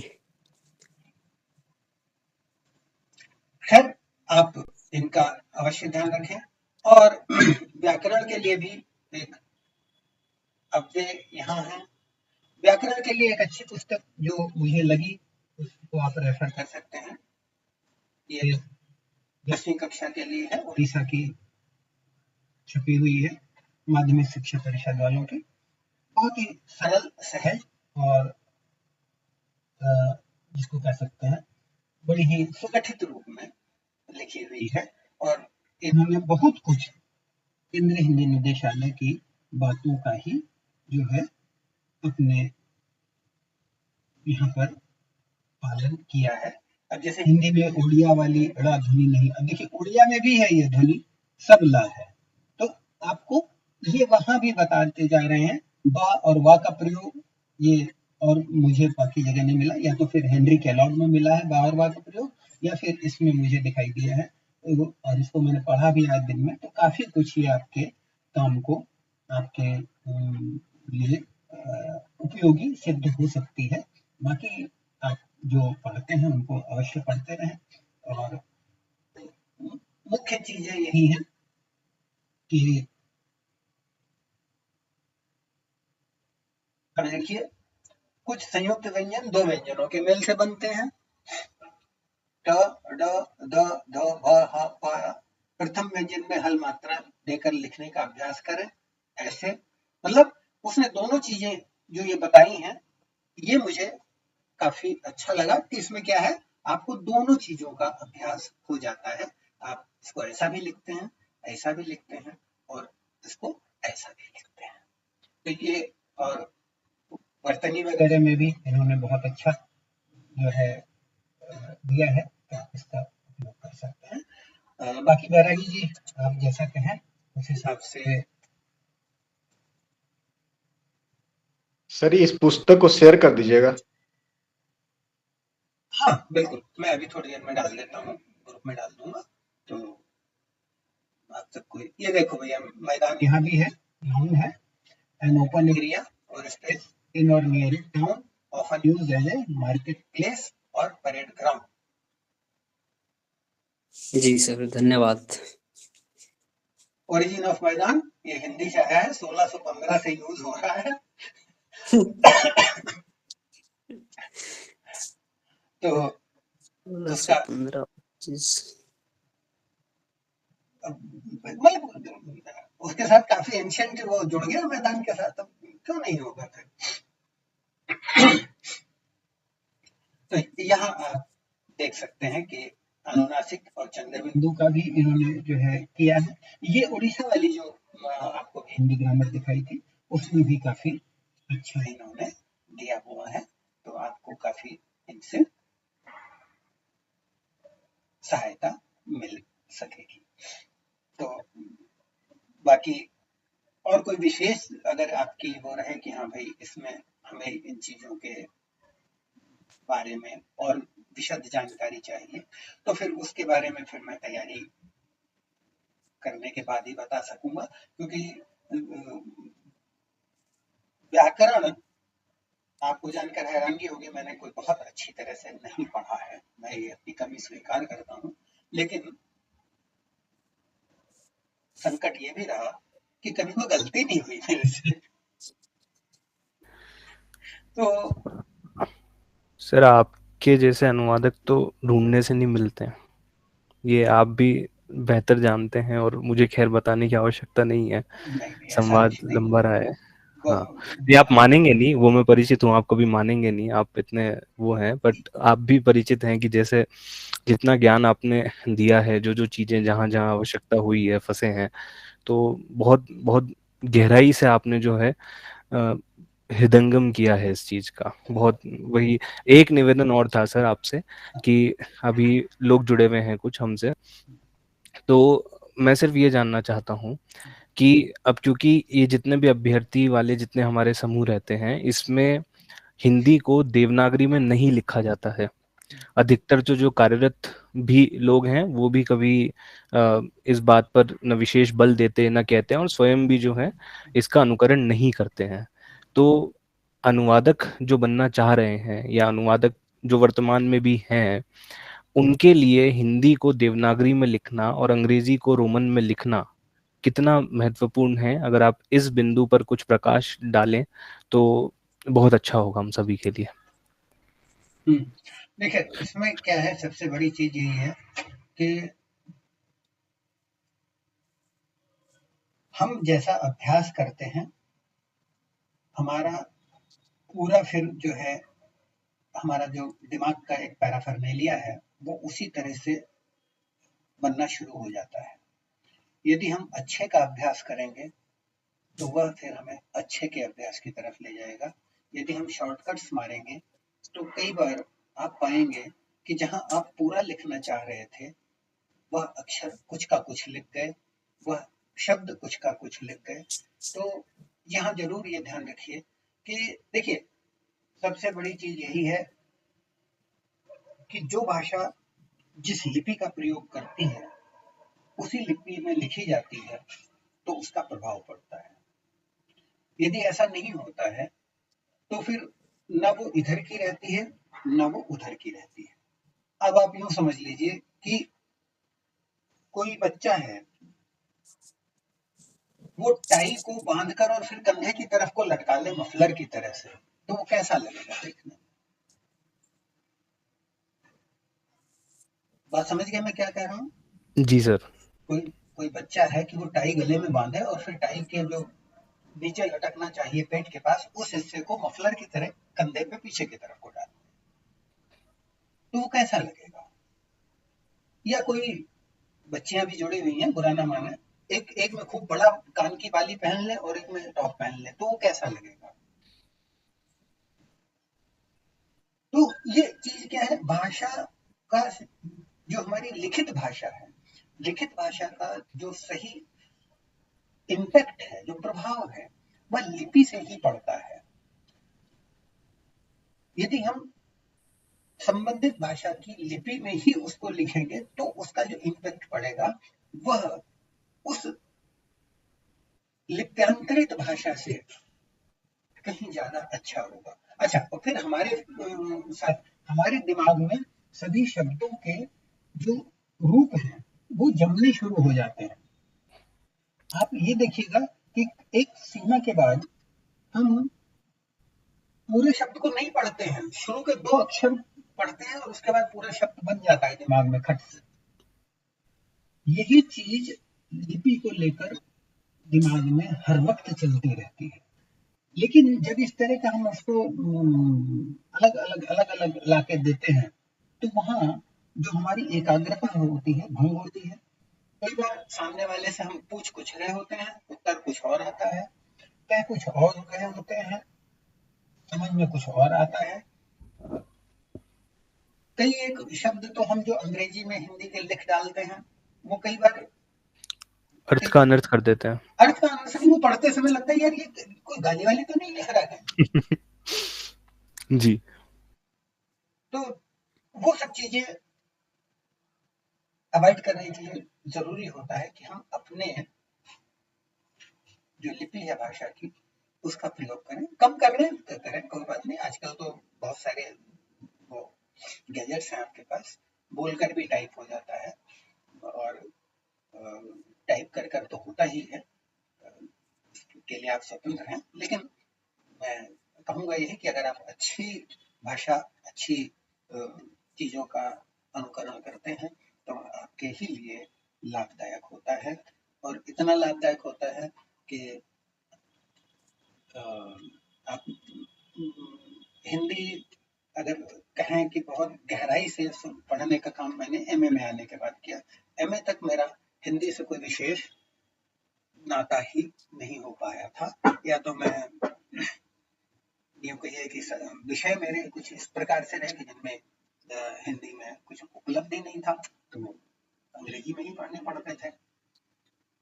लेकिन उससे भी मुझे कोई फर्क नहीं पड़ा। जब हिंदी पढ़नी शुरू की, सीखनी शुरू की, सीख कर और अच्छी सीख ली, काम चलाओ तो सीख ही गया हूँ। तो भिन्न सूचक संख्याओं में भी आप देख लीजिए, इन्होंने कुछ 1/4, आधा, पौना, सवा, डेढ़, पौने 2, सवा 2, ढाई, पौने 3, सवा 3 ये शब्द हैं। और राजस्थान में रहे हुए लोग कुछ और शब्दों से भी परिचित होंगे भिन्नों के लिए, जिसमें ढौचा, पहुंचा और सतौचा, खौचा ये भी हुआ करते थे। वो आजकल तो खैर प्रयोग में नहीं है। सर हाँ सर, लेकिन एक बात तो बोलनी पड़ेगी कि जिससे मान लीजिए मेरी रोजी रोटी चल रही है, हाँ मैं उसके साथ तो दुर्व्यवहार नहीं कर सकता। जैसा कि श्रीमान जी ने कहा कि कई अनुवादक भी जो है अभी कार्यरत हैं, वो भी रोमन में लिखते हैं, तो ये तो सर अपने आप में ज्यादती है हिंदी के साथ। नहीं, देखिए भाई, अब उनको नहीं समझ में आ रहा है तो अब क्या कर सकते हैं भाई। देखिए, आप किसी को जिसको कहते हैं कि एक सलाह दे सकते हैं कि भैया ऐसा कर लो, नहीं कर रहे तो भैया जाओ, ठीक है, आप अपनी रंग में रंगे रहो, आपको यही अच्छे लग रहे हैं तो यही करते रहो, क्या फर्क पड़ता है इसमें। मतलब जो इन्होंने कहा कि जो ऐसा कर रहे हैं, देखिए इसमें क्या है कि ये सब करके आप अपने आप को एक बता रहे होते हैं कि आप वस्तुतः भाषा के प्रति कितना प्रेम रखते हैं। भाषा के प्रति प्रेम रखेंगे तो भाषा आपकी अपने आप ही अच्छी बननी शुरू हो जाएगी, क्योंकि जिन चीजों के प्रति हम अपने मन में दुराग्रह नहीं रखते हैं, सदाग्रह रखते हैं, चीजों को सही पर्सपेक्टिव में देखते हैं, सही परिप्रेक्ष्य में देखते हैं, तो वो चीजें अपने आप ही हमारे लिए सिद्ध होनी शुरू हो जाती हैं। शब्द भी एक सिद्धि है, साधना है, वो चाहे अंग्रेजी का हो चाहे वो हिंदी का हो। मैं बता रहा हूं आपको, शुरू में ही कहा था मैंने कि जिस प्रकार से जस्टिस एस धवन थे, वो कितना जो है शब्दों के प्रति जो है सजग रहते थे। जस्टिस कृष्णा अय्यर थे, आज तक उनके लिखे हुए जो है वर्डिक्ट्स जो हैं, जो ऑर्डर्स हैं, वो लोग दिखाते हैं कि यार देखो ये देखो क्या अंग्रेजी लिखी है। मतलब एक एक शब्द के लिए आपको सिर फोड़ना पड़ जाए, यार क्या लिखा है इन्होंने। तो वो एक साधना थी उनकी, ये एक हमारी साधना है। तो हम जैसा करेंगे वो शब्द अपने लिए, वाक्य अपने लिए, भाषा अपने लिए स्वतः सिद्ध होनी शुरू हो जाती है। तो इसमें कुछ नहीं है। देखिए, रोजी रोटी तो सबकी चलती है, कोई ऐसा वो नहीं है, लेकिन कहाँ क्या है, आप उन चीजों से किस प्रकार से क्या कुछ पा सकते हैं, यह आपके लिए है। तो काफी समय हो गया है, 1.5 घंटा हो गया बैरागी जी। तो लोग मुझे कहेंगे कि इन्होंने पटका दिया। ये है, इस पे हम फिर कभी चर्चा करेंगे कि किस प्रकार से पैराग्राफ में विभाजन सूचक वर्णों का प्रयोग किया जाए, क्योंकि ये बड़ा विशद चीज है और इसमें कम से कम 1 घंटा ले लेगा इसको बताने में, समझाने में। तो इसको हम अलग से लें। बाकी ठीक है बैरागी जी, आप सबका सर बहुत बहुत धन्यवाद। आपके पास जितना कम समय होता है और जितना अनुभव है, तो हम तो आभारी हैं सर, और साथ में भाग्यशाली भी हैं कि आपके मार्ग तरह की क्लास जो है वो आयोजित हो पाती है।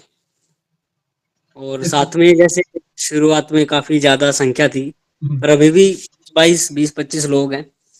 तो आपका भी धन्यवाद इतनी देर सुनने के लिए।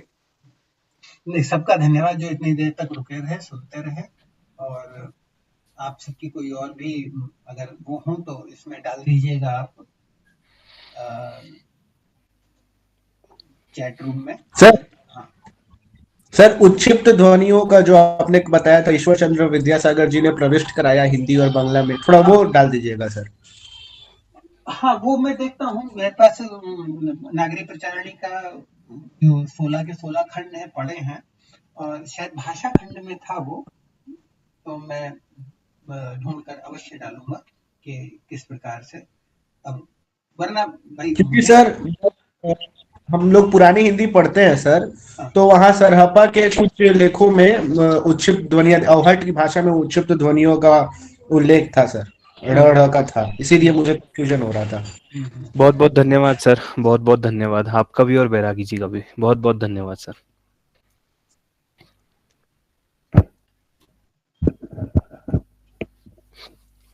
अच्छा, मुझे लगता है जैसे अभी हम इस विषय पे चर्चा कर रहे हैं, हालांकि ये विषय ऐसा है कि हम कभी भी इस पे चर्चा कर सकते हैं, सीखने का विषय है। लेकिन आप में से बहुत सारे लोग ऐसे होंगे कि जो जेएचटी की तैयारी कर रहे हैं, तो सीखने को तो हम कभी भी कुछ भी सीख सकते हैं, लेकिन इस समय में आपको सिर्फ वही पढ़ना चाहिए जो आपके एग्जाम में आएगा।